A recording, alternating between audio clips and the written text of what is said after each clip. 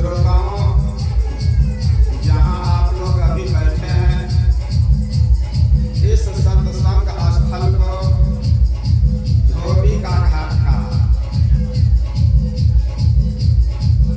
गुरु क्या है? धोबी। आप तमाम लोग जो बैठे हुए भाइयों एवं बहनों, ये क्या है? कपड़ा। और गुरु की जो वाणी है वो साबुन। और जिस घाट पर बैठे हैं, धोबी शिष्य शिष्यारूपी कपड़ा को वाणी रूपी साबुन से धोने का प्रयास करते हैं। आप लोग हाथ उठाइए, कौन कौन कपड़ा धुलाइएगा? मेरे पास कपड़ा को भेज दीजिएगा। सांसारिक धोबी अपने गृहस्थ के कपड़े को सर्फ साबुन लगा करके, ब्लीचिंग पाउडर डाल करके धोबी अपने घाट पर जाता है तो बार बार पटकता रहता है। पटकता है ना, तब तक कपड़ा को पटकता रहता है जब तक वह साफ न हो। कपड़े में जमे मैल जब वह दूर हो जाता है, तब तक उसको क्या करता है? पटकता रहता है। जब मैल अलग हो जाता है, तब उसको पानी को निचोड़कर धूप में सुखाता है। इसलिए गुरु की वाणी साबुन। आप तमाम भाई बहनों, यह पंच भौतिक शरीर कपड़ा नहीं, और गुरु की वाणी साबुन। गुरु की वाणी हथौड़ा का काम करता है। जंग लगे हुए लोहे में यदि आप हथौड़ा मारिए तो उसमें परत दर परत क्या होता है? जंग छूट जाता है, लोहा से अलग हो जाता है। नहीं, इसलिए गुरु क्या है? लोहार। और गुरु की वाणी क्या है? हथौड़ा। नहीं, गुरु क्या है? कुम्हार। आप तमाम भाई बहनों जो बैठे हुए क्या है? कुंभ, घड़ा। और गुरु की वाणी क्या है? हाथ से जो सहलाते हैं अंदर। कुम्हार क्या करता है? एक मिट्टी की हथौड़ी से तौला को, घारा को जो बनाना चाहता है उस बर्तन को पीटता है और अंदर से हाथ का सहारा देता है। टेढ़े मेढ़े बर्तन को सीधा कर देता है। कौन? कुम्हार। तो गुरु क्या है? आपके सामने जो बैठे हुए कुम्हार हैं, हम तमाम लोग क्या हैं? कुंभ अर्थात घड़ा है, बर्तन है। उस बर्तन को भी बनाने में क्या क्या चीज लगता है? मिट्टी, पानी, धूप। नहीं, इसके साथ डंडा, इसके बाद चक्का, क्या बोलते हैं उसको? चाक। ये पंच भौतिक शरीर को निर्माण करने में भी ईश्वर रूपी कुम्हार को 5 तत्व की जरूरत पड़ी। और एक कुम्हार जो बैठे हैं आपके सामने, ये भी पांचों चीज, चाक, डंडा, पानी, मिट्टी और धूप, नहीं, इन पांचों चीज से बर्तन को तैयार करता है। अब बर्तन कहीं टेढ़ा मेढ़ा हो जाता है तो उसको गुरु की हथौड़ा क्या है? पानी रूपी हथौड़ा। नहीं, वो भीतर से आपको स्वच्छ बनाने के लिए, पवित्र बनाने के लिए, टेढ़े मेढ़े आप न रहें, आप अच्छे हो, तो पानी रूपी हथौड़ा का प्रयोग करते हैं। कौन? गुरुदेव। इसलिए गुरु क्या है? कुम्हार है। आप तमाम लोग क्या है? कुंभ अर्थात घड़ा, तौला। नहीं, तो और गुरु जो है क्या करते हैं? बर्तन बना लेते हैं तो उसको धूप में सूखने के लिए देते हैं। और महंगे से महंगे बाजार में कब बिकता है? और उस पर गोबर का लेप लगाता है ना, और फिर सूखने के लिए देता है। फिर आवा में उसको अग्नि में निकालते हैं और निकाल लेने के बाद उसको बाजार में भेजते हैं। और आप जैसे ग्राहक लोग ऐसे ले लेते हैं, उसको टन-टना करके देखते हैं, नहीं, उसको टन-टन की आवाज अपने उंगली से मारते हैं ना। और जब उसमें किसी प्रकार का खब-खब की आवाज ना हो, खब-खब की आवाज आ गई तो वह समझ लीजिए फूटा हुआ, नहीं। और यदि उसकी आवाज शायद उस बर्तन को महंगे से महंगे दामों में आप लोग खरीद लेते हैं, उसमें पानी रखिए या दही जमाइए, नहीं, जो चीज रखना चाहे रख सकते हैं। इसलिए आप लोगों के पास में ये दुकान है, नहीं, दुकान है ना, ये दुकान नहीं समझ लीजिएगा, किराना का दुकान, एक कान, दो कान है ना, एक और दो। तो गुरु की वाणी एक कान से सुन करके दूसरे कान से निकालना चाहिए, नहीं, उसको स्थिर रखना चाहिए। और गुरु की वाणी जो जुगा लेता है तो गुरु मेहरबान तो चेला पहलवान, नहीं। गुरु की एक वाणी को यदि आपने अपने जीवन में उतार लिया तो हो जाए तेरी डोरी मेरे हाथ कि मेरी डोरी तेरे साथ। इसलिए गुरु को कभी अपने समान मानव मत समझिए, तब गुरु की प्रति श्रद्धा नहीं बढ़ेगी, गुरु के प्रति प्रेम नहीं जगेगा, गुरु की सानिध्यता नहीं मिल सकती है। गुरु को आप क्या समझिए, महामानव। एक पत्थर यदि वह मंदिर में चला जाता है तो वह भगवान बन जाता है, लेकिन यह मानव प्रत्येक दिन मंदिर जाता है लेकिन मानव नहीं बन पाता है। इसलिए हमारे इस भारत भूमि की जो एक ही एक कंकर है वह क्या है, शंकर है, नहीं। आप लोग शंकर के अवतार हैं, आप लोग कबीर के अवतार हैं, हर एक कंकर शंकर है और हर एक मानव के अंदर जो है वह क्या है, कबीर साहब बैठे हुए हैं। तो मैं कह रहा था बहुत बड़ी ईश्वर की कृपा होती है तो गुरु का दर्शन होता है और गुरु की वाणी को सुनने का मौका मिलता है, नहीं। और गुरु की वाणी को सुन करके यदि उस पर आप चलते हैं तो आपके जीवन में चेतना आ जाएगी, जागृति पैदा हो जाएगी।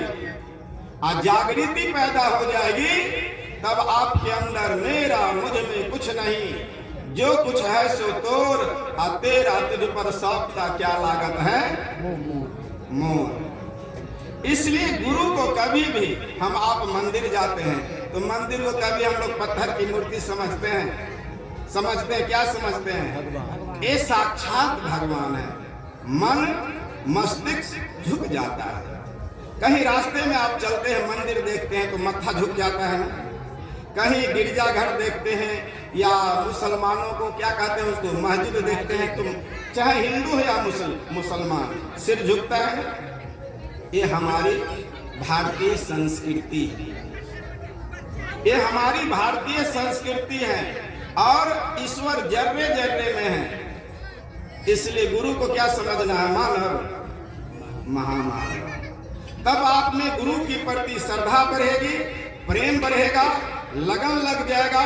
और लगन लग गया तो दुनिया आपको पागल कहेगी, नहीं, दुनिया आपको पागल कहेगी।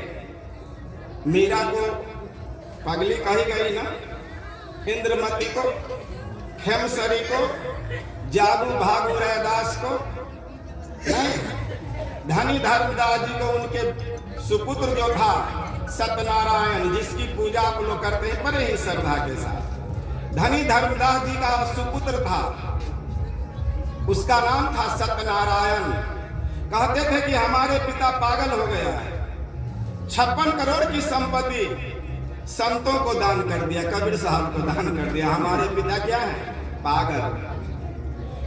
जो ईश्वर की खोज में निकलता है दुनिया उसको पागल कहती है, संसार उसको पागल कहता है।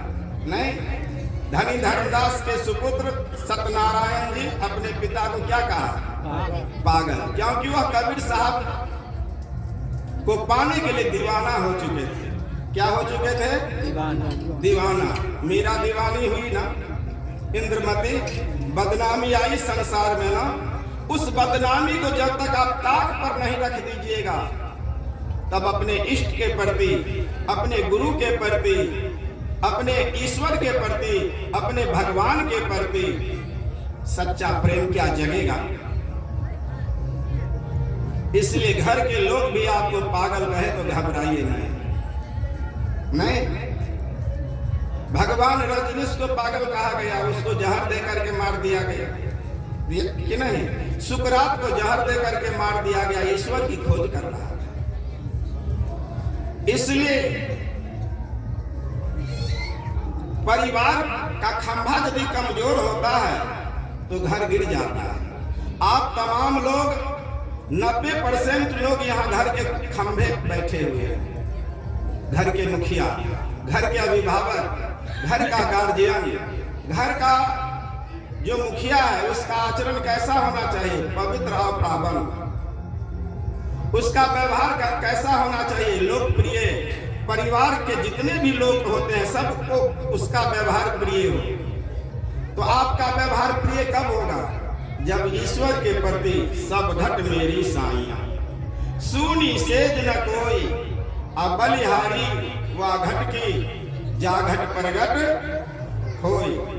आपका आचरण अच्छा हो, आपका व्यवहार अच्छा हो, आपका कर्म अच्छा हो, आपका रहन सहन अच्छा हो, आपका पेय पदार्थ और ड्रिंकिंग अच्छा हो तो गुरु की कृपा आपके हृदय में जगह ले लेगी।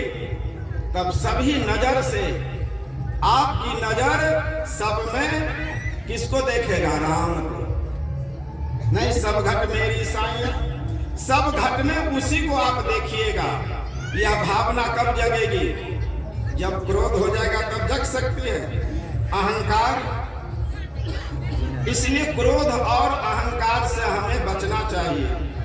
और क्रोध अहंकार कब जगता है?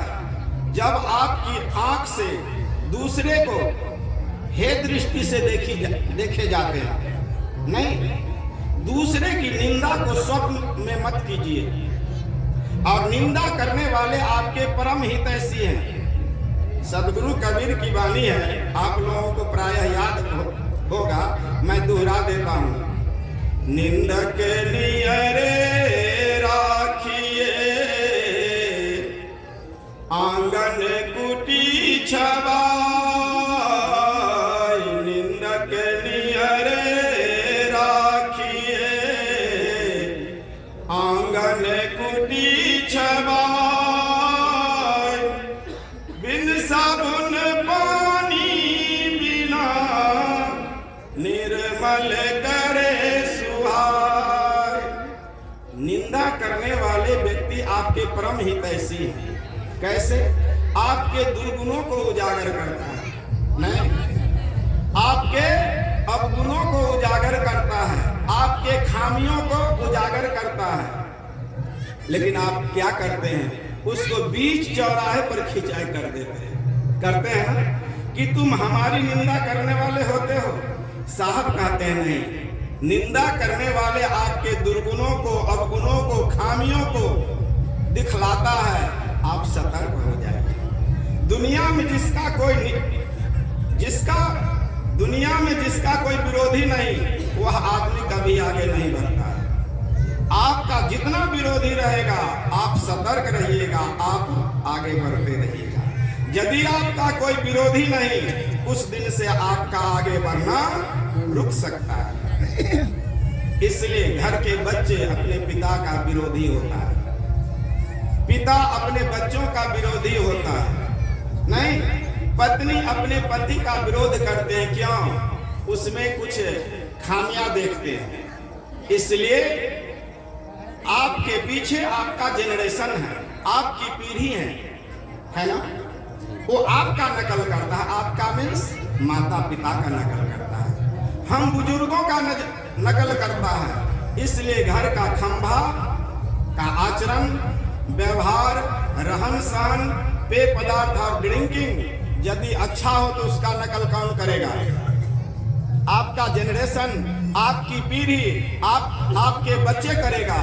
इसलिए आप सतर्क रहें। बच्चों से कभी झूठ मत बोलिए। बच्चा झूठ किससे सीखता है? माता पिता से, हम लोगों से सीखता है। आप देखते हैं बच्चा खूब चिल्लाता है, खूब रोता है तो उसको चॉकलेट दिया जाता है, बिस्कुट दिया जाता है। और जब बच्चा उससे भी नहीं चुप होता है तो क्या कहता है? बाबा जी पकड़ लेगा। एक का एक ब्रेक लगता है ना, बाबा जी पकड़ लेगा। और जब गुरुदेव आपके दरवाजे पर आते हैं तो परिवार के सब लोग आता है, उनको मत्था टेकता है, बच्चा बाप बाप करके भागता है। कहाँ भागता है बोलिए? घर की ओर। उसके मेमोरी में ये बात घुसा दी गई कि बाबा जी पकड़ता है नहीं। और जब गुरुदेव आया, कोई संत महात्मा आया, नहीं पकड़ा, माता पिता गर्दन पकड़ के मत्था टेकवाता। क्या प्रेम है माता पिता को, कम से कम आशीर्वाद ले ले। नहीं तो हे प्रिय श्रोताओं, जब गुरुदेव नहीं पकड़ते हैं तो उस दिन से बच्चा को माता पिता के प्रति अविश्वास हो जाता है। क्या होता है? अविश्वास। क्या होता है अविश्वास? बाबा जी पकड़ा नहीं। और तब कहीं बच्चा रोता है तो क्या करता है? बिस्कुट देता है, चॉकलेट देता है, बाबा जी पकड़ लेगा, नहीं चुप होता है।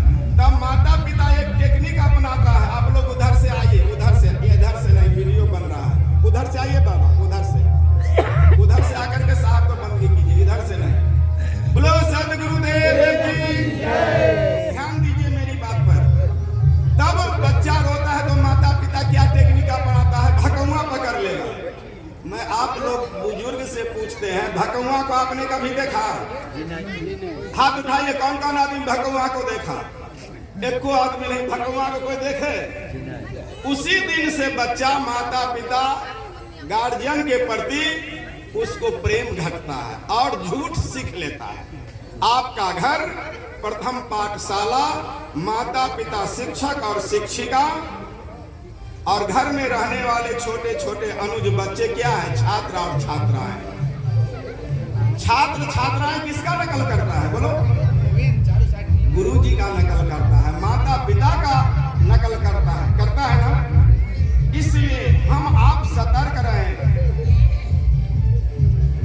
माता पिता, कोई भी माता पिता नहीं चाहता अपने बच्चों का अहित, लेकिन माता पिता के द्वारा चोरी, हिंसा, बेईमानी और ठगी का धन यदि आप अपने घर में लाते हैं और वह घर में उस धन को उपयोग करते हैं तो आपकी जो पीढ़ी है, आपका जो जनरेशन है, आपके जो बच्चे हैं, उस धन का यदि उपयोग करता है तो उसकी बुद्धि कुबुद्धि में बदल जाती है। इसलिए बुद्धि कितने प्रकार की होती? 3। बुद्धि, कुबुद्धि और सद्बुद्धि। बुद्धि उसको कहते हैं अपने पास ज्ञान नहीं है, अकल नहीं है, समझदारी नहीं है, लेकिन कोई ज्ञान दे देता है, उस बात को समझ लेते हैं, उसको क्या कहते हैं? बुद्धि।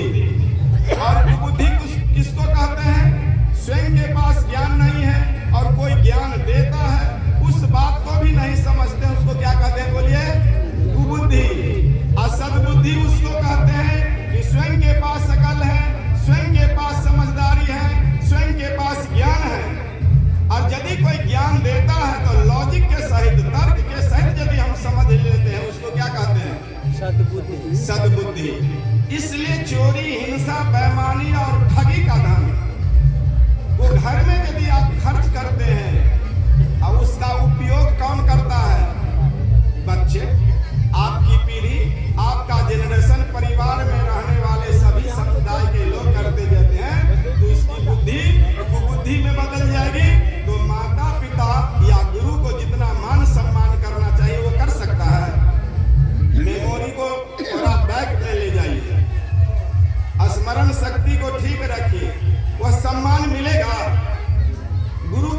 सम्मान मिलेगा, माँ बाप को सम्मान मिलेगा। तो इसी बात को महापुरुषों ने कहा कि अब पछतात हो क्या जब चिड़िया चुग गई खेत। प्रायः माता पिता आप देखते हैं, आप लोग भी पछताते रहते हैं, पछताते हैं, हर एक माता पिता पछताते हैं, हर एक गुरु पछताते हैं कि हमने ऊंची शिक्षा तो दी लेकिन हमने संस्कार नहीं दिया। और एक बात नोट कर लीजिए, मेमोरी को रिचार्ज कर लीजिए, संस्कार किसी दुकान में नहीं बिकता, प्रेम किसी दुकान में नहीं बिकता। वह संस्कार कहाँ मिलता है? आपके घर में। और देने वाले कौन है? माता पिता, यही आपके गुरु हैं। इसलिए माता पिता बच्चों को ऐसा जल से सींचिए, ऐसी वाणी से सींचिए, ऐसे संस्कार डालिए जो यदि उसके पास संस्कार हो तो समझ लीजिए आपके दोनों हाथ में लड्डू है। नहीं, 55 वर्ष तक लोग धन इकट्ठा करता है ना, लेकिन धन जाता है किसी के साथ, संपत्ति जाती है, भूमि जाती है, पशु जाता है, पत्नी जाती है, सेंट्रल बैंक की गड्डी, पंजाब नेशनल बैंक की गड्डी, लाइफ इंश्योरेंस और सहारा जाता है, जाता है। क्या जाता है? यदि मैं मर जाऊं तो हमारे शुभ चिंतक भक्त लोग कहेंगे हे राम नाम सत्य है, सबका यही गत है। और मैं जो लेटा रहूंगा आपके कांधे पर, अर्थी पर, क्या मुर्गा भी सुनता है? तो किसको सुनाता है? ये दुनिया वाले को सुनाता है कि ये दुनिया वाले कान को खोल करके सुन ले, एक दिन तुम्हारी भी अर्थी इसी कांधे पर होगी।